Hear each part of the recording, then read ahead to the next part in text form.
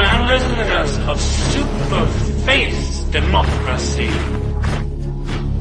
Good morning, Anne. Good morning on November 15th. What you're currently watching is not AI generated, nor is it a commercial advertisement. Instead, it's from Uptech Robotics, located in Shenzhen, China. This video showcases the company's humanoid robots being mass-produced in batches. It's an on-site, real video of their large-scale delivery and deployment, according to a report by a tech blog magazine on October 13th, Beijing time. The company officially began mass production of hundreds of its full-size industrial humanoid robots, the walkers, too. They are now being delivered. Robots will be deployed in batches for frontline industrial applications. The report highlights that this is the world's first large-scale delivery of humanoid robots.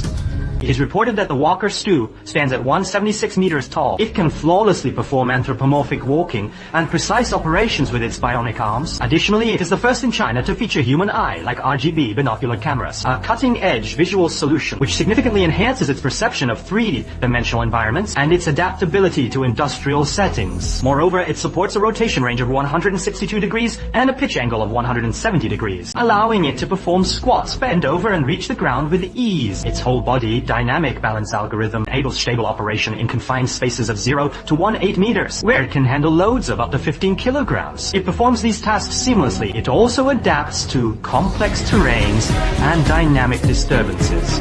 More importantly, the battery technology of Walker Stu is its core competitive advantage. The report notes that this robot is the first in the world to achieve autonomous battery swapping, featuring dual batteries that charge and discharge simultaneously with coordinated dual-arm operation. The robot can autonomously complete the quick replacement of its standardized battery compartment within 3 minutes. This enables the robot to operate 24/7 without interruption. In fact, our foreign ministry spokesperson, Mao Ning, earlier as July this year, specifically released a statement regarding this matter.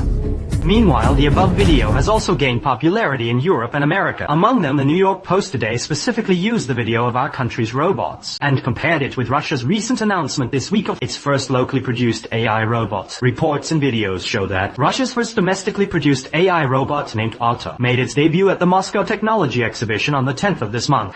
However, after taking just a couple of shaky steps, it fell to the ground right in front of the entire audience. This highlights the technological gap Russia faces in comparison to China's robotics manufacturing. An hour.